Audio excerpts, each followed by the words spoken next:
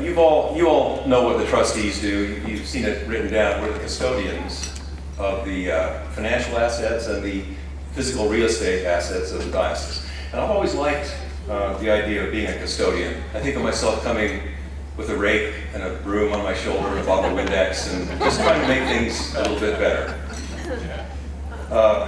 But there's something that's not written down, but when I became a trustee, I was admonished by the chancellor that I should keep in mind. She said, look, it's Ann Foster. She says, look, you have to take care of the day-to-day things, and you have to take care of the quarterly performance and so on. But above that, you need to take the 100-year view of the diocese. And the more I thought about that, she tells all of us that, and it's so right. And I'll get to that in just a minute. This afternoon, Bishop Wright, during the business meeting, said a couple of things about the diocese which really struck me and were really apropos, I thought. He seemed to become very animated and very happy when he talked about the strength and the stability of the Diocese of Delaware. And I so endorsed that. And I got thinking about it, and I said, I have my list of the top characteristics in our bishop, and I think I would put strength and stability probably 1 and 2 as a trustee. And we all probably have our top 5 or 10 characteristics about Wainwright. Mine go on. Number 3 would be kindness. Number 4 would be faith, really unshakable faith, that everything will be all right and will work out correctly. And my 5th one is that he has a brilliant intellect. And we see that in every meeting that we attend, and it's melded with all these other characteristics. And then number 6 on my top 5 list is that he really embodies this 100-year view. And I think maybe that's where Anne picked this up when she started admonishing the rest of us as to how to think. And I'll give you just 2 examples from my service on the trustees where I've seen this. Both of them are projects which began at or near the time I joined the trustees about 10 years ago, and have just now been concluded with very happy and good results. And the first is the Grove property at St. Thomas in Newark. It's a beautiful, those of you who have not seen it, it's a beautiful tree-filled, expansive lawn next to St. Thomas. And they were becoming kind of hemmed in by the growth of the University of Delaware. Parking that they used to take from the university wasn't being possible anymore, and so on. And there was just a lot of incursion. And the people of the parish, would like to have had this grove, but didn't see how it was possible to manage it. And under Bishop Wright's guidance, over the years that went by, including the financial crisis and so on, we charted a way forward until such a fire took root in the parish. And they really got into this program, the Forward in Faith program, and found a way to take on the ownership of this Grove property. And in fact, they now, as of last month, own it outright because of this great upwelling of vigor and warmth within the parish. And it's done wonders for the parish. And I put this down in large part to Wainwright's leadership of this process. And now future generations, I'm telling you, the 100-year view, future generations of St. Thomas parishioners will walk among the big trees and they'll picnic on the grassy spots. The 100-year view. Camp Arrowhead is my second example, and specifically the easement that was just concluded last year with the state of Delaware.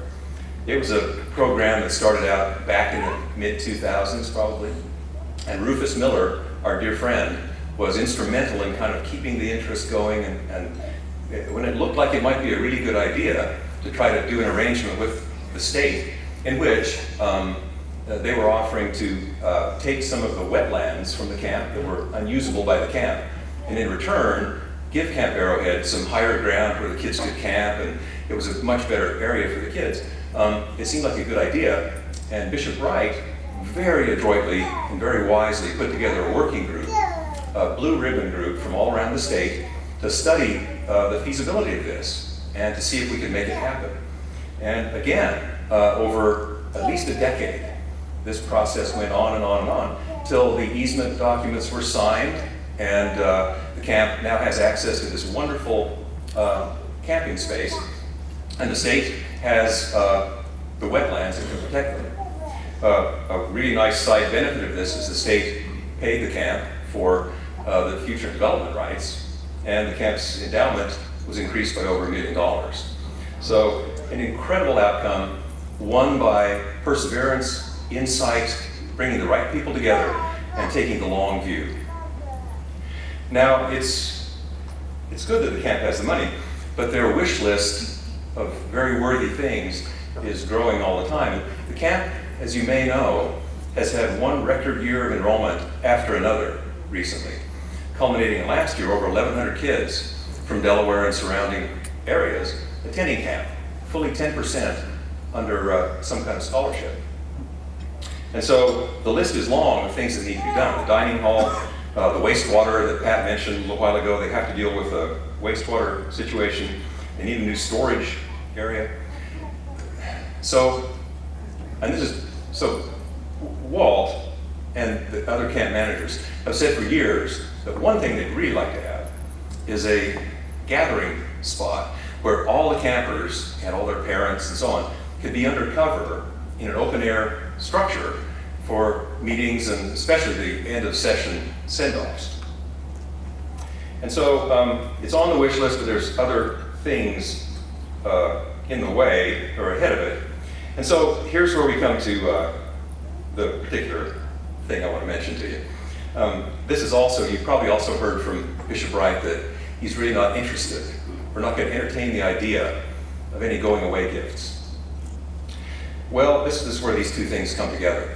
The trustees have unanimously and very enthusiastically agreed to grant some money to the camp to bring the construction of this structure, which will provide a gathering space for all the camp, rain or shine, and allow some wonderful things to open up at the camp.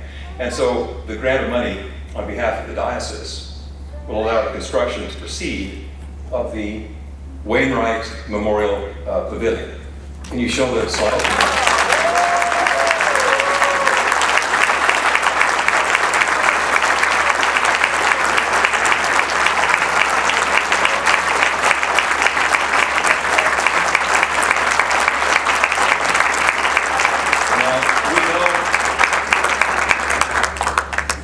We know the Wrights are downsizing, and so but we had a little artist's rendering drawn up that they can take with them to their townhome in Philadelphia. So Holly, you and Wayne, hope it'll fit, hope it goes with the decor.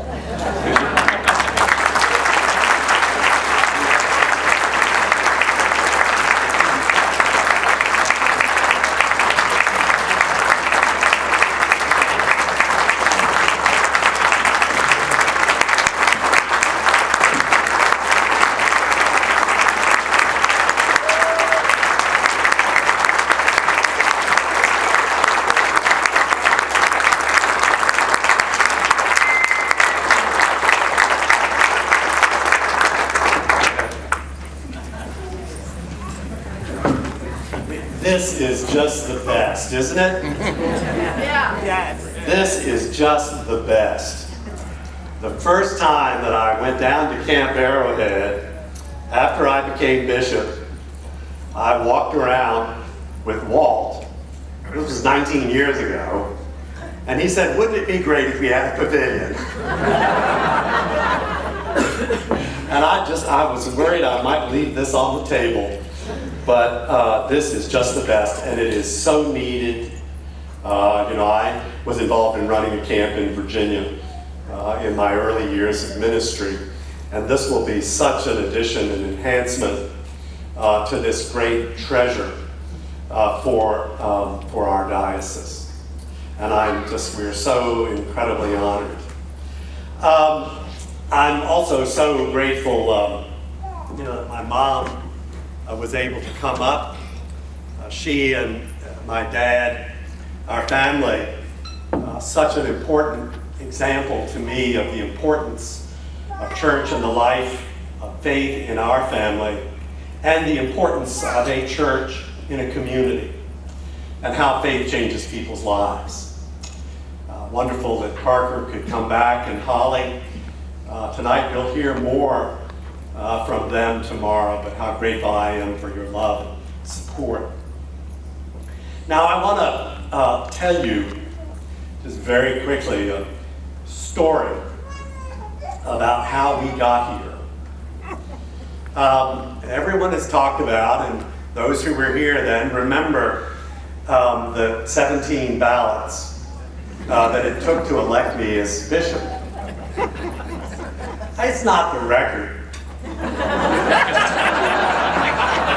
It took 36 to elect Bishop Kinsman, okay? It's not the record.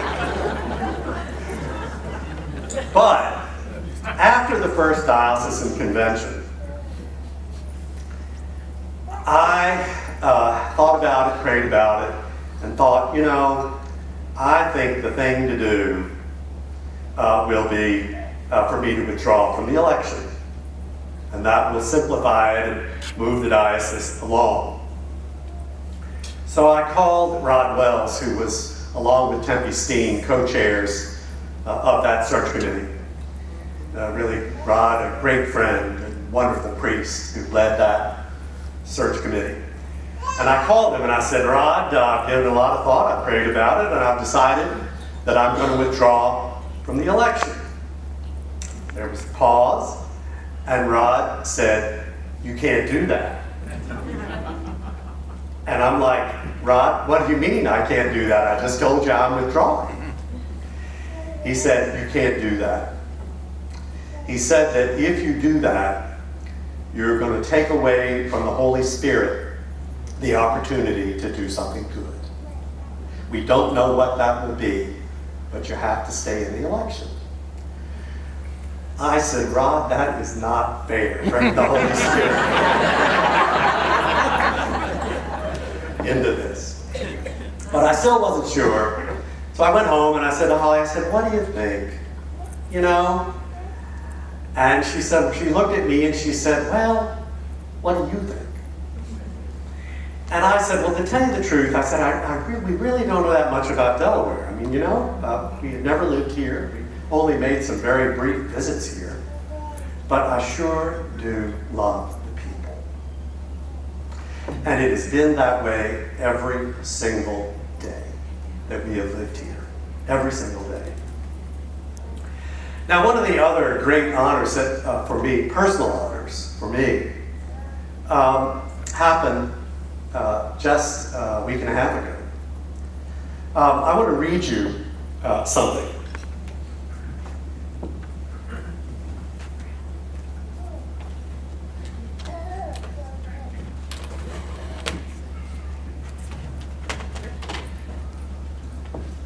Now, 19 years ago, when I was elected, the next week, there was an article in the Wilmington paper. Says, Delaware Episcopalians elect a man with varied background as bishop. But this is what they wrote. This is what they wrote. I won't read all of it, but this is what they wrote. When the Reverend Wayne P. Wright becomes the 10th Bishop of Delaware, he will inherit an office that is rich in spiritual leadership and activism in the state of Delaware. The Right Reverends Calvin Tennis, Quentin Primo, William Clark, Brooke Mosley, and Arthur McKinstry, to name a few, were not only spiritual leaders to the state's 12,000 Episcopalians, but also spoke out on issues of importance. The Episcopal Diocese of Delaware is diverse, and its leader must be comfortable with urban and rural backdrops, whites, ethnic and racial minorities, and people with conservative and liberal theologies and secular philosophies. Let me tell you, that's true. Then they go on to say, which I love, then they go on to say that it took several rounds of balloting to elect Reverend Wright, which illustrates the diocese's broad range of opinions and how exacting its church members are. We all join with everyone in Delaware in welcoming Bishop-elect Wright to our state. So, just to tell you about the greatness of the spirit of people here, and how important I think that witness is, especially today. One afternoon, I got in the car to go down to the General Assembly to testify on an issue of great personal importance to me and to our church. An issue at that time that was controversial and of which there was much divided thinking in our state. So I walked into the Senate chamber with my prepared remarks to speak. And as I walked in, there was a good friend and a member of one of our parishes seated on the other side of the chamber. He saw me and he walked over and he said, "Bishop Wright, what are you doing here today?" And then it dawned on him that we were on exactly opposite sides of this important issue. And our friendship deepened from that day. And I can say that that person, with whom I still disagree about most things, but am united in our love for Christ and of this place that is our home.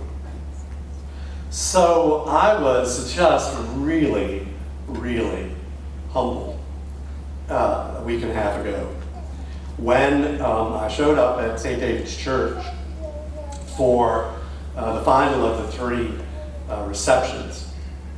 And Brad Hinton, the rector, was there, and I walked in and I said, "Okay, Brad, here's what we're going to do tonight. We're going to have the reception for a while, and then I'm going to talk, and then da-da-da."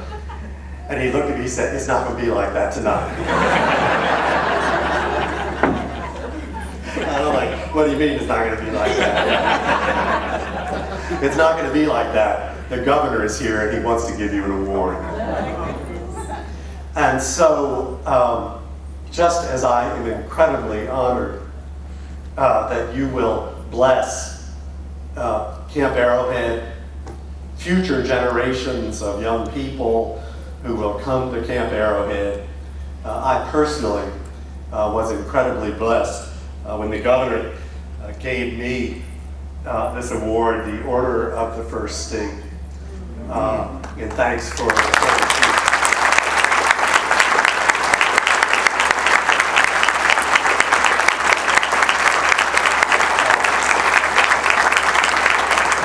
just as I have been so honored and blessed to serve as bishop here, I've also been honored and grateful to be a citizen of the state of Delaware.